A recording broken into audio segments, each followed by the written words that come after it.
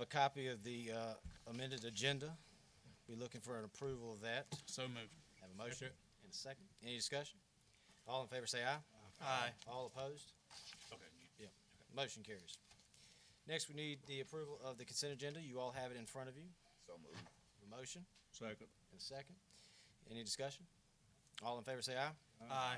All opposed? That motion carries. All right, next we have a special item this evening. We've got an honorable mention of Miss Isabella McCarty. If she would come up to the podium.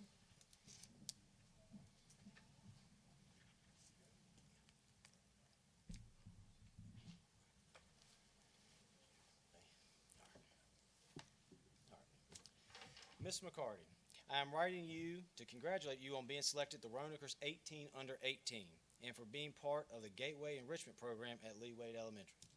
Thank you for your work that you are doing in developing a devotional website that will support a faith-based project and that will help lead Happy Kids book club for second graders. I'm happy to hear that your leadership extends into your church life and that music, drama, and children's ministries are part of your life. Congratulations on your well-deserved recognition.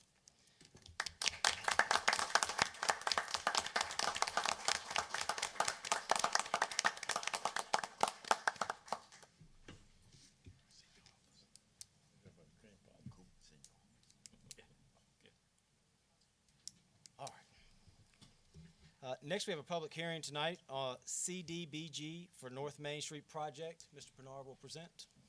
Thank you, Mayor. Good evening, Council. You'll recall that last year, the town got a planning grant and we hired Hill Studio to create a North Main revitalization corridor plan.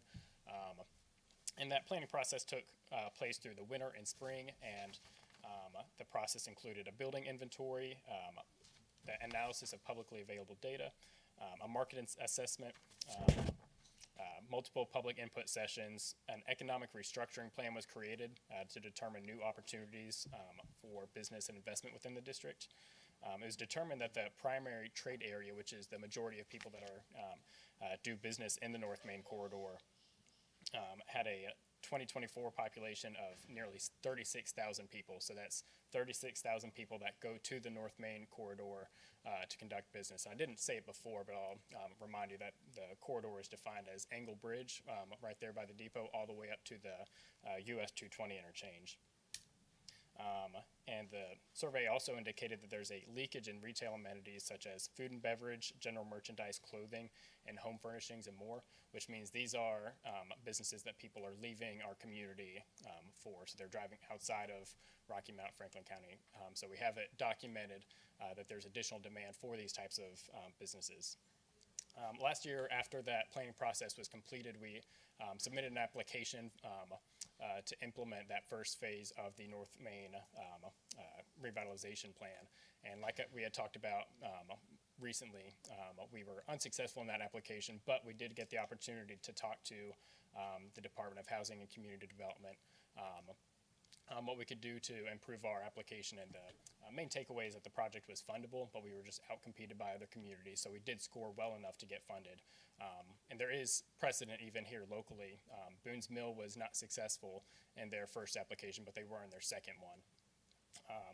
And one thing that does make us look more promising for a second reapplication is the fact that the town is putting an investment into the water line replacement on the North Main corridor.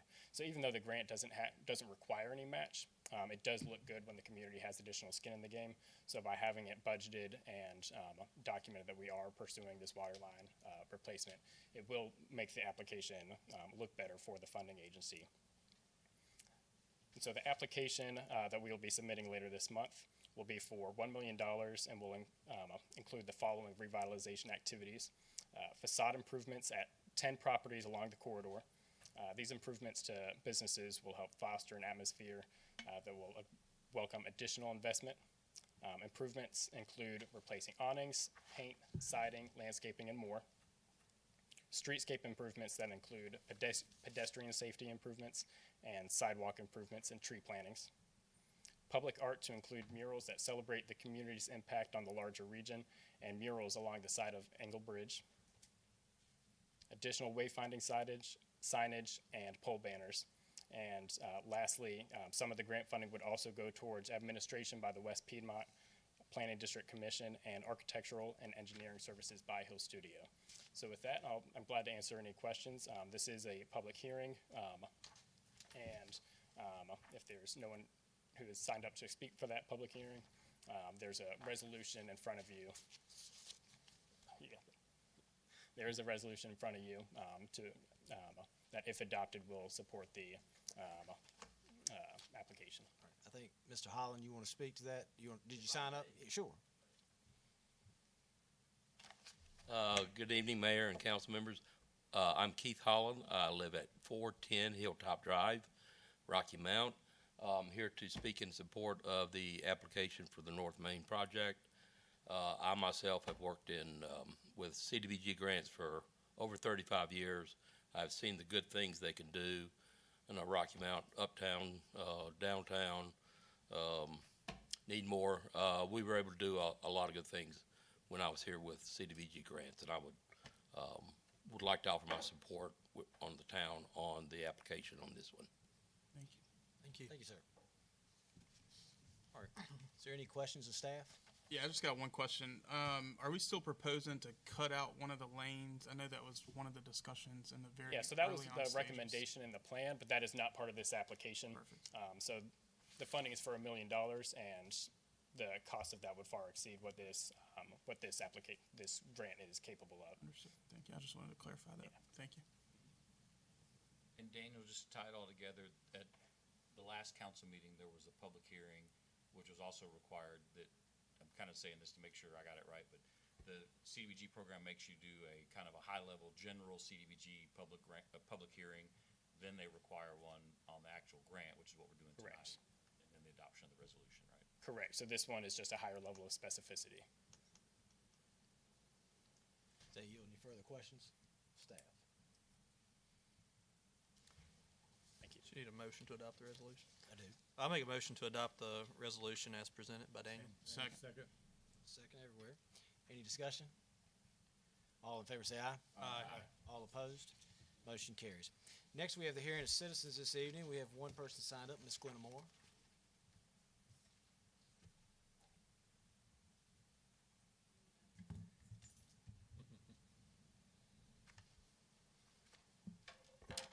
Good evening, Council. Glenna Moore.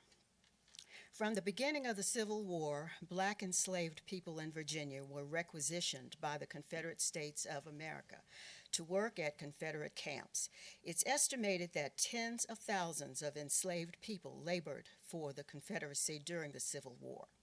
Franklin County court minutes describe that Franklin County slaves sent to Richmond in September of 1864 to work on Confederate fortifications were treated so badly that 19 died of diseases, and those who survived and returned were so physically disabled that they were unfit for service to their enslavers. Many of them were permanently disabled. Besides forcing blacks into labor for the Confederate Army, it's estimated that thousands of Confederate officers brought enslaved people with them to serve as personal body servants. Enslaved individuals also acted as cooks, teamsters, carpenters, blacksmiths, hospital attendants, and other tasks as needed by the Confederacy. Local historians identified 20 Franklin County enslaved men, some of whom may have accompanied their Franklin County masters to war. These 20 were identified from pension records. Confederate organizations have taken the liberty of labeling them as Black Confederates. The Franklin County NAACP believed this to be a misrepresentation, since none of them had military rank, and it was against Confederate law for blacks to be soldiers until the last month of the war. In 2010, a small delegation of Franklin County citizens, including a circuit court judge, asked the Board of Supervisors to finance a $3,500 marker to be placed at the foot of the new second Confederate statue on our courthouse lawn. Excuse me, to honor Black Confederates and other Black men and women who labored for the Confederacy. The board was surprised that Black community members showed up in opposition. Attending the meeting were members of the local NAACP with Mrs. Florella Johnson as spokesperson. She challenged this request to honor the enslaved in this way because it would wrongly give the impression that these enslaved people were given the same rights and privileges as white Confederate soldiers, and that they supported the Confederate agenda. Finally, board member Leland Mitchell motioned to table. Ronnie Thompson second, and to my knowledge, it has never been brought up again.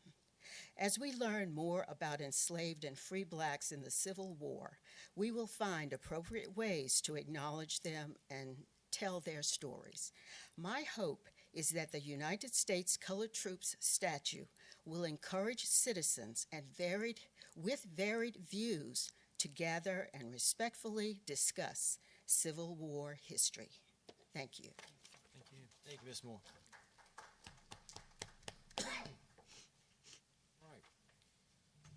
Being nothing else on the agenda, I'll ask for a motion to adjourn. So moved. Motion? Second. Any discussion? All in favor say aye. Aye. All opposed? This meeting is adjourned.